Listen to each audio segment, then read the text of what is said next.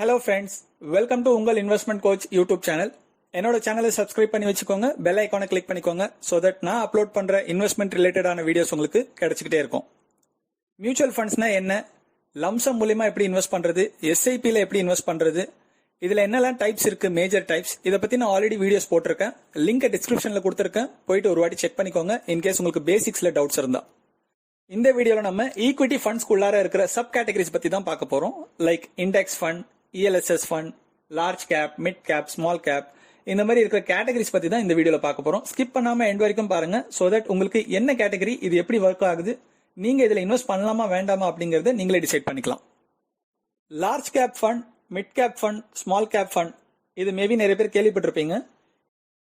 இந்த மூணுத்துக்கும் என்ன வித்தியாசம் அப்படின்னு பாத்தீங்கன்னா, கம்பெனியோட வெயிட்டேஜ். அதாவது ஒரு கம்பெனி லார்ஜ் கேப் அப்படின்னு சொல்றாங்கன்னா 20,000 கோடியை விட அதிகமா அதோட ஒர்த் இருக்கு அப்படின்னா மட்டும்தான் அது லார்ஜ் கேப் கம்பெனின்னு சொல்லுவாங்க. அந்த மாதிரி மிட் கேப்னா 5,000 crores இருந்து 20,000 crores உள்ள இருக்கிறதுல மிட் கேப் கம்பெனிஸ் சொல்லுவாங்க. ஸ்மால் கேப் கம்பெனிஸ் 1 கோடியில இருந்து 5,000 கோடிக்கு கம்மியா இருக்கிற கம்பெனிஸ்.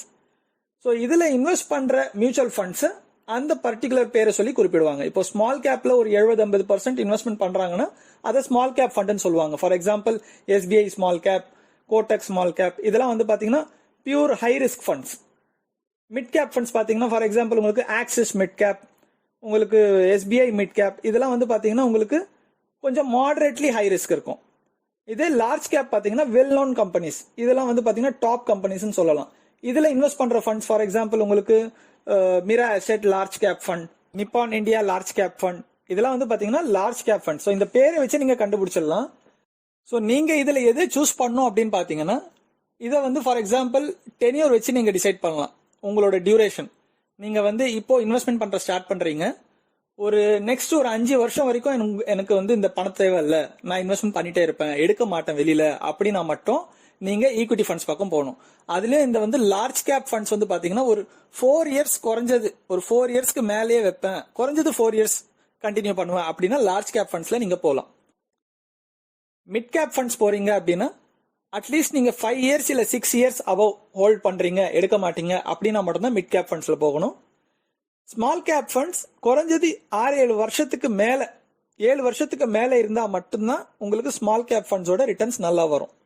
ஸோ இது எதனால இந்த டியூரேஷனை சொல்றேன் அப்படின்னு பாத்தீங்கன்னா, உங்களுக்கு வாலட்டிலிட்டின்னு சொல்லுவாங்க. அதாவது அப்ஸ் அண்ட் டவுன்ஸ், ஃபண்டு மேல போறது கீழே போறது பாத்தீங்கன்னா அதிகமா இருக்கும். ஸ்மால் கேப்ல கீழே போச்சுன்னா ஒரேடியா போயிடும், மேல ஏறிச்சுனாலும் நல்ல ரிட்டர்ன்ஸ் கொடுக்கும். மிட் கேப்ல கம்பேர் டு ஸ்மால் கேப் கொஞ்சம் கம்மியா இருக்கும் வாலட்டிலிட்டி, லார்ஜ் கேப்ல இன்னும் கொஞ்சம் கம்மியா இருக்கும் வாலட்டிலிட்டி. மூணுத்துலயுமே பாத்தீங்கன்னா உங்களுக்கு வந்து அப்ஸ் அண்ட் டவுன்ஸ் இருக்கும். இப்போ லார்ஜ் கேப்ல ஒரு 10 ரூபாய் இறங்குது அப்படின்னா மிட் கேப்ல வந்து ஒரு 15 ரூபாய் இறங்கும், ஸ்மால் கேப்ல வந்து 25 ரூபாய் இறங்கும். இதே வந்து ஏறுது அப்படின்னா ரிட்டர்ன்ஸ், லார்ஜ் கேப்ல ஒரு 12 ரூபாய் ஏறுது அப்படின்னா மிட் கேப்ல உங்களுக்கு வந்து ஒரு 22 ரூபாய் ஏறும், அண்ட் ஸ்மால் கேப்ல வந்து பாத்தீங்கன்னா ஒரு 35 ரூபாய் ஏறும். ஸோ ரிஸ்க்கும் உங்களுக்கு ரிட்டர்ன்ஸும் பாத்தீங்கன்னா சேமா தான் இருக்கும். High risk high returns. உங்களோட கோல் இல்ல உங்களோட டியூரேஷன் எத்தனை வருஷத்துல இருக்குன்னு பார்த்துட்டு அதுக்கேற்ற மாதிரி டிசைட் பண்ணுங்க.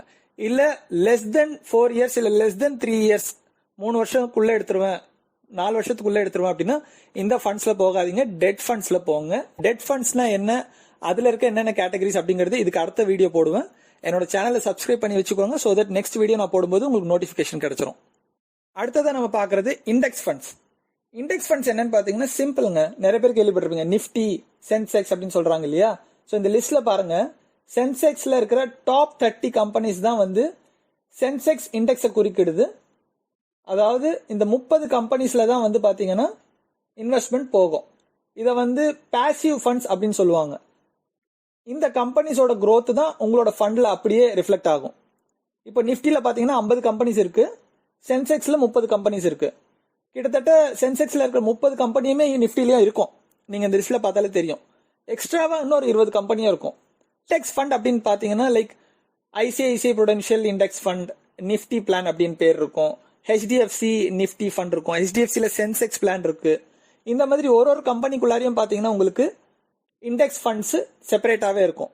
இந்த ஃபண்ட்ஸ் எப்போ இன்வெஸ்ட் பண்ணும் அப்படின்னு பாத்தீங்கன்னா, கன்ஃபார்மா 5 இயர்ஸ் வரைக்கும் நீங்க இதை கை வைக்க மாட்டீங்க, இன்வெஸ்ட்மெண்ட் பண்ணிட்டே இருப்பீங்க அப்படின்னா மட்டும்தான் இண்டெக்ஸ் ஃபண்ட்ஸ் சூட்டபிளா இருக்கும். அண்ட் இதுவும் வந்து பாத்தீங்கன்னா மாடரேட் ரிஸ்க் தான், ரொம்ப ஹை ரிஸ்க்கும் இல்ல ரொம்ப லோ ரிஸ்க்கும் இல்ல, மாடரேட் ரிஸ்க். இஎல்எஸ்எஸ் ஃபண்ட்ஸ், அதாவது டாக்ஸ் சேவிங்காக இன்வெஸ்ட் பண்றேன் அப்படின்ட்டு பண்றது தான் இஎல்எஸ்எஸ் ஃபண்ட்ஸ். இஎல்எஸ்எஸ் ஃபண்ட்ஸ்ல ஒன்றும் இல்லை. இதுக்கு முன்னாடி நம்ம இந்த index fund, large cap, mid cap, small cap பத்தி எக்ஸ்பிளைன் பண்ணேன் இல்லையா? பர்ஃபார்மன்ஸ் அதே மாதிரி தான் இருக்கும், ரிட்டர்ன்ஸ் எல்லாமே அதே மாதிரி தான் இருக்கும், உங்களுக்கு வாலிட்டிலிட்டி அப்ஸ் அண்ட் டவுன்ஸ் எல்லாமே இருக்கும், ரிஸ்க் இருக்கும், எல்லாமே சேம் தான். ஒரே ஒரு டிஃபரன்ஸ் என்னன்னா, இண்டெக்ஸ் ஃபண்ட்ஸும் சரி, இந்த large cap, mid cap, small கேப்பும் சரி, இதெல்லாம் வந்து பாத்தீங்கன்னா எப்ப வேணா நீங்க வித்ட்ரா பண்ணிக்கலாம். பட் இஎல்எஸ்எஸ் ஃபண்ட் பாத்தீங்கன்னா உங்களுக்கு 3 இயர்ஸ் லாக், இன்வெஸ்ட் பண்ண டேட்ல இருந்து 3 வருஷம் வரைக்கும் நீங்க எடுக்க முடியாது. எஸ்ஐபி மூலியமா பண்றீங்கன்னா மந்த்லி லாக் ஆயிடும், எவ்ரி மந்த் 3 வருஷம் லாக் ஆயிடும். லம்சம்ல பண்ணா இன்னைக்கு போடுற டேட்ல இருந்து அடுத்த 3 வருஷம் வரைக்கும் அந்த பணத்தை எடுக்க முடியாது. 3 வருஷம் கழிச்சு அதுக்கு உண்டான வேல்யூட சேர்த்து நீங்க பணத்தை வித்ட்ரா பண்ணிக்கலாம். அண்டர் செக்ஷன் 80C பெனிஃபிட் வேணும், டாக்ஸ் சேவிங்கோட பெனிஃபிட் வேணும் அப்படிங்கிறவங்க மட்டும்தான் இந்த ஃபண்ட்ஸ்ல இன்வெஸ்ட் பண்ணுவாங்க. அண்ட் அதை கம்பேர் பண்ண சொல்ல மற்ற ப்ராடக்ட்ஸ் என்னென்ன இருக்கு அதர் தென் மியூச்சுவல் ஃபண்ட்ஸ் அப்படிங்கறத செப்பரேட்டா ஒரு வீடியோல சொல்லியிருக்கேன், அதோட லிங்க் டிஸ்கிரிப்ஷன்ல கொடுத்துருக்கேன். உங்களுக்கு டாக்ஸ் சேவிங் இன்வெஸ்ட்மெண்ட்ஸ் மட்டும் பத்தி தெரியணும் அப்படின்னா அதை போய் செக் பண்ணிக்கோங்க. எல்லா கம்பெனிலுமே ஒரு இஎல்எஸ்எஸ் ஃபண்ட்ஸ் வச்சிருப்பாங்க. பட் குறிப்பிட்டு சொல்லணும்னா ஒரு 4-5 கம்பெனிஸ் தான் உங்களுக்கு நல்ல பெர்ஃபார்ம் பண்ற கம்பெனிஸா இருக்கும். ஸோ அது நீங்க வந்து for example axis long term equity fund, உங்களுக்கு மிராய் அசெட் டாக்ஸ் சேவர் ஃபண்ட், இல்லைன்னா உங்களுக்கு டிஎஸ்பி டாக்ஸ் சேவர் ஃபண்ட், இதெல்லாம் வந்து பாத்தீங்கன்னா டாக்ஸ் சேவிங் ஸ்கீம்ஸ். இதோட ஸ்டேட்மெண்ட் நீங்க வந்து டாக்ஸ் ஃபைல் பண்ணும்போது இது டாக்ஸ் சேவிங்கா நீங்க வந்து காமிச்சுக்கலாம். ஸோ இதெல்லாம் வந்து பேசிக் கேட்டகரிஸ் நம்ம பார்த்தது. இது இல்லாம ஈக்விட்டிஸ்லயே என்ன இருக்குன்னு பாத்தீங்கன்னா இந்த செக்டாரல் ஃபண்ட் சொல்லுவாங்க, அதாவது தீம் ஃபண்ட்ஸ்னு சொல்லலாம், குளோபல் ஃபண்ட்ஸ். இன்வெஸ்ட்மெண்ட்ஸ் ஃபுல்லாவே பாத்தீங்கன்னா ஃபாரின் ஸ்டாக்ஸ்ல தான் இன்வெஸ்ட்மெண்ட்ஸ் போகும். இதை வந்து குளோபல் ஃபண்ட் இல்ல தீம் ஃபண்ட்னு சொல்லுவாங்க. இன்னொன்று வந்து பாத்தீங்கன்னா ஃபார்மா ஃபண்ட், அதாவது பர்டிகுலர் ஃபார்மா ஃபண்ட் சொல்லும் போது உங்களுக்கு தெரியும் மெடிசன்ஸை டிபெண்ட் பண்றது தான் ஃபார்மா. அந்த மாதிரி கோல்ட் ஃபண்ட் வெறும் பர்டிகுலர் கோல்ட் மார்க்கெட்டை டிபெண்ட் பண்றது. ஸோ இதெல்லாம் வந்து பாத்தீங்கன்னா உங்களுக்கு அதர் கேட்டகரிஸ்ல வரும். இதெல்லாம் வந்து உங்களுக்கு மேபி லாங் டர்ம் வைக்கிறீங்க, ஒரு 5 இயர்ஸ் 6 இயர்ஸ் டெஃபினட்டா வைப்பீங்க அப்படின்னா மட்டும்தான் இந்த ஃபண்ட்ஸ்ல போகணும். அதர் தென் தட் உங்களுக்கு கொஞ்சம் மீடியமா ரிஸ்க் இருந்தா ஓகே, ரிட்டர்ன்ஸ் கொஞ்சம் நல்லா வந்தா போதும் அப்படின்னா நீங்க இந்த large cap, mid cap, small கேப்பை ப்ரிஃபர் பண்ணலாம். இப்போ நான் எக்ஸ்பிளைன் பண்ண இந்த டீடைல்ஸ்ல உங்களுக்கு ஏதாவது டவுட் இருந்தா கமெண்ட்ல மென்ஷன் பண்ணுங்க. அண்ட் வீடியோ பிடிச்சிருந்தா லைக் பண்ணுங்க, உங்க ஃப்ரெண்ட்ஸ் கிட்டயும் ஷேர் பண்ணுங்க. என்னோட சேனலை சப்ஸ்கிரைப் பண்ணி வச்சுக்கோங்க, பெல் ஐக்கானை கிளிக் பண்ணிக்கோங்க, சோ தட் நான் போடுற அடுத்தடுத்த வீடியோ உங்களுக்கு